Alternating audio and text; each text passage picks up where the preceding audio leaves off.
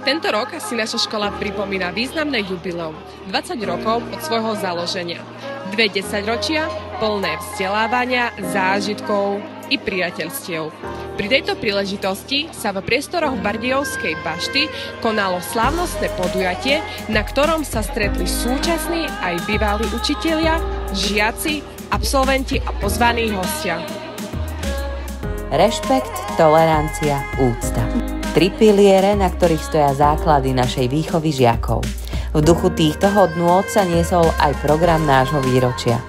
V tejto slávnostnej chvíli odovzdávala pani riaditeľka čestné ocenenia tým, ktorí sa nezmazateľne zapísali do príbehu našej školy.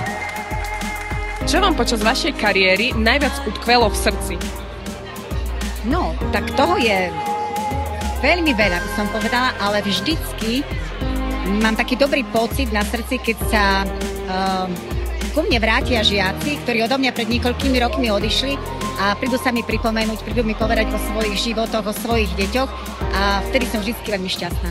Čo ti na našej škole najviac pomohlo dosiahnuť tvoj úspech?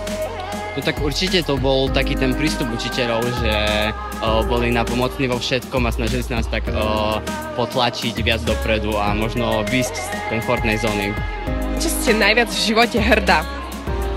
Na to, že sa mi splnil môj životný sen. Ja som vždy chcela byť učiteľkou a stále učím a stále mám tú svoju prácu rada a stále ma to naplňa, takže asi toľko. S nádejou hľadíme vpred do ďalších rokov, ktoré pred nami stoja.